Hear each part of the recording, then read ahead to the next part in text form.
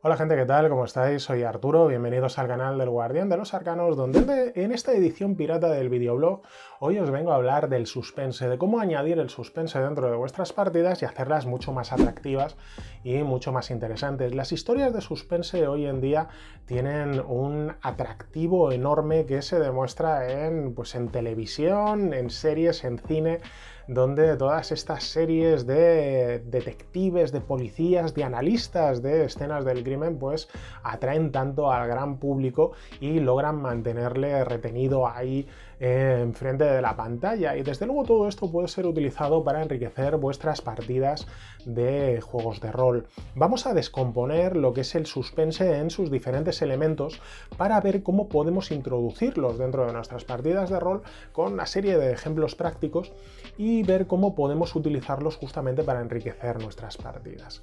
El primer elemento de lo que se compone lo que son las historias de suspense es del ritmo. Es importante que el ritmo vaya en crescendo, que el ritmo vaya de un ritmo lento a un ritmo cada vez más acelerado dentro de las diferentes etapas que vamos a encontrar dentro de estas historias de suspense. Citando al propio Robin Delos, que hablaba del terror y es perfectamente extrapolable a las historias de suspense, nos contaba cómo se tiene que construir en base como si fuera una montaña rusa, donde a ti te van elevando en ese carrito hacia la altura, ¿no? Te van subiendo hasta que de repente te sueltan y caes. Y él te explica cómo esa verdadera intencionalidad, cómo ese verdadero atractivo dentro de la historia no está una vez que te sueltan. Una vez que te sueltan, caes y ya pues vas por todo lo que es el circuito de esa montaña rusa, que el verdadero terror, el verdadero suspense que se produce dentro de esta atracción es justamente cuando te están subiendo, es cuando ves que te siguen subiendo, que cada vez estás más arriba, y tú dices, Dios mío, ¿hasta dónde llega esto? ¿No? ¿Cuándo se va a detener? Ahí es donde sientes esa verdadera emoción que te produce esta atracción, y en ese sentido es igual a lo que te produce lo que es el suspense o el terror, ¿no? Dentro de lo que es el género de terror, que es aquí lo que más tocamos dentro del canal y en particular dentro de este videoblog. Pues tenemos que aprender a crear esa serie de etapas que cada vez van increciendo, que van subiéndote en intensidad y que tienen que ser transmitidas dentro de la mesa. Una forma de poder transmitir este aumento de ritmo, ¿no? Este ritmo increscendo que tenemos que transmitir dentro de la mesa, es comenzar con un tono muy bajo y un tono muy lento, acercándote dentro de la mesa y animando a que el resto de jugadores se acerquen a ti, ¿no? Hablándoles casi a hurtadillas o con una voz muy bajita que les obligue a estar atentos y a acercarse. Y según se van a ir consumiendo etapas dentro de lo que es la historia, cada vez ir alejándote un poquito más de la mesa y aumentando la voz y aumentando la velocidad con la que hablas, hasta que llegues al clímax dentro de cercano a lo que es la resolución, y no solo hables alto y hables de una manera muy rápida, sino que además no dejes pensar a los jugadores, que cuando les expliques lo de está sucediendo esto, ¿qué es lo que hace? Bueno, pues yo quiero no sé qué, no, se te ha pasado el turno, tú, siguiente, ¿qué es lo que haces? Pues yo quiero hacer tal.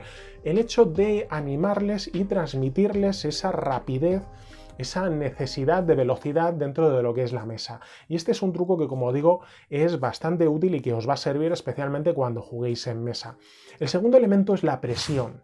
La presión que hay que transmitir dentro de la propia historia. Las historias de suspense, las buenas historias de suspense, tienen una fecha límite, tienen un tiempo límite, tienen una especie de cuenta atrás que se va a ir consumiendo y que va a provocar que cada vez tengan una necesidad de mayor aceleración dentro de la propia historia.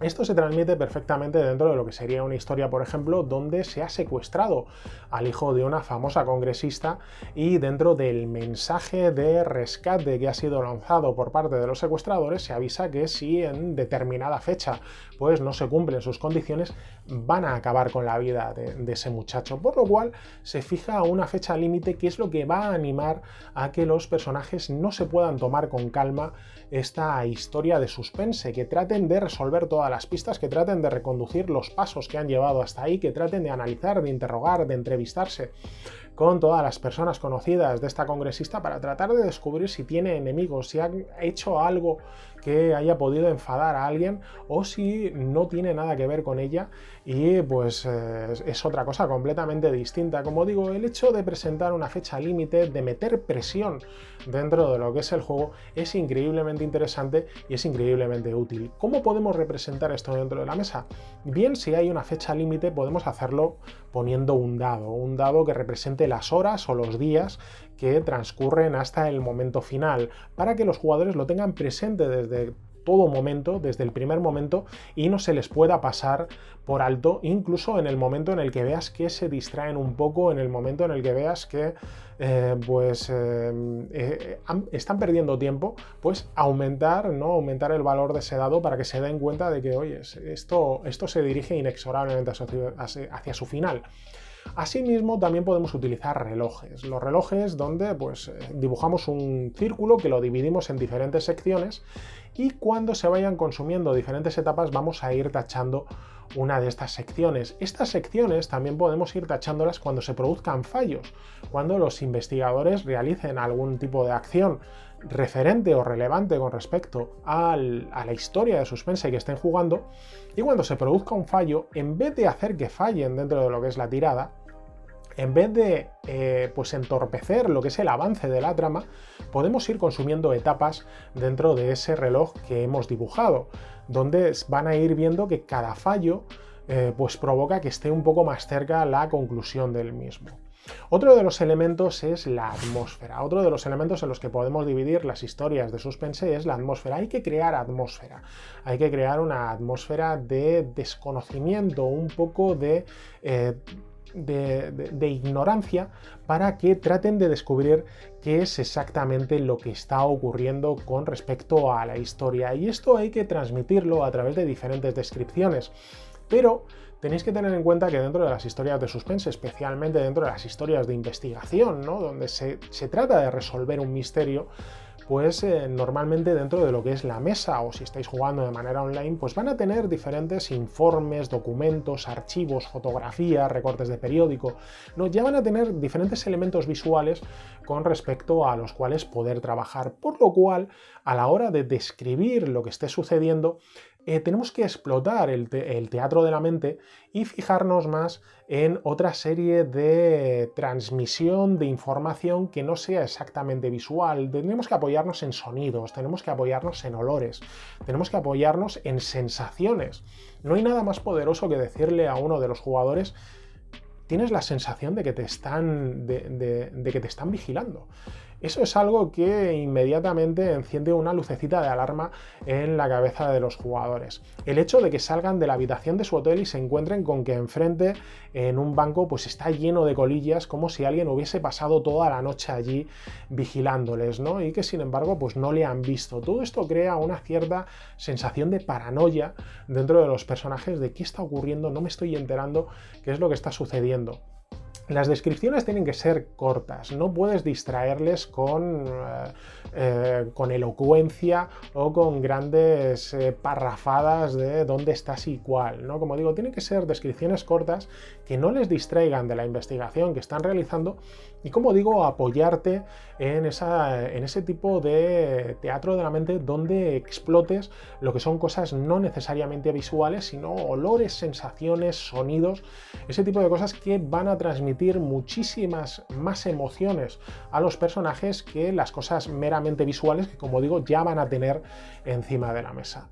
Y por último, el último componente de lo que dividiríamos lo que son las historias de suspense es la resolución. Toda historia de suspense tiene que tener una resolución. La resolución del misterio, el descubrimiento, la revelación, la solución final que vas a encontrar a la historia de suspense que has ido jugando. Esta historia de suspense se tiene que dividir en una serie de etapas que ya hemos visto cómo tienen que construirse en una manera increscendo para ir aumentando el ritmo y por tanto ir aumentando la presión sobre los personajes. Estas etapas, que no necesariamente tienen que estar encarriladas, sí puedes crear una historia donde se vaya uniendo los hilos, ¿no?, donde se vaya siguiendo el cordel y de un sitio vayas a otro, donde en este descubras que tienes que ir a tal sitio, donde en otro descubras como tal. Es decir, pero las historias de suspense no necesariamente tienen que estar encarriladas, también se pueden utilizar estas etapas de manera individualizada. Por ejemplo, supongamos que los jugadores descubren en unas ruinas una puerta antigua para la cual, para abrirla, hace falta reunir un amuleto que, colocado en lo que es la apertura y girado, pues abre esa puerta, pero que este amuleto en tiempos pretéritos fue dividido en 5 partes, por lo cual tienen que encontrar esas 5 partes y unir el amuleto para conseguir la llave con la que abrir la puerta. Esta sería la resolución: lograr abrir la puerta, y el misterio y la historia de suspense sería en descubrir dónde están esas 5 partes y reunirlas, por lo cual estas se pueden jugar de manera completamente individualizada y separada, sin importar el orden de cada una de ellas. Pero al final hay que tratar de resolver el misterio, eso es lo verdaderamente importante. Los jugadores juegan una historia de suspense, una historia de misterio, para poder resolverla, para poder encontrar, como digo, esa solución o esa revelación. Porque si no logran encontrarla, se produce la frustración, lo cual hace que la partida pierda completamente sentido y pierda totalmente el interés. Y hay que huir, como digo, dentro del juego de la frustración. Es por ello que si en algún momento los jugadores dentro de la partida se quedan atascados porque no son capaces de seguir una pista o no son incapaces de interpretar alguna de las piezas del puzzle que han ido encontrando, tú puedes ayudarles. Y puedes ayudarles, por ejemplo, en un juego como La Llamada de Cthulhu, con tiradas de idea o de suerte, donde si no son capaces de sacarlo por sí mismos, al realizar o pedirles tú que realicen una de estas tiradas, pues les puedes otorgar una pista o un avance para que la historia no se quede estancada. Como digo, al final esto se trata de resolver un misterio. Las historias de suspense tienen que tener una resolución, puesto que si no conducen a la frustración, y para llegar a esa resolución, si los jugadores no son capaces por sí mismos, tienes que darles un pequeño empujoncito para poder llegar a la misma. Bueno, estos son los 4 elementos en los que personalmente creo que se dividen las historias de suspense y que os he ido explicando uno a uno, y aparte cómo poder introducirlos dentro de vuestras partidas y cómo poder utilizarlos. Espero que os sean de utilidad y que os ayuden a incorporar este elemento de suspense dentro de vuestras partidas de rol. Cuídense mucho, sigan jugando y nos vemos en el siguiente vídeo. Saluditos.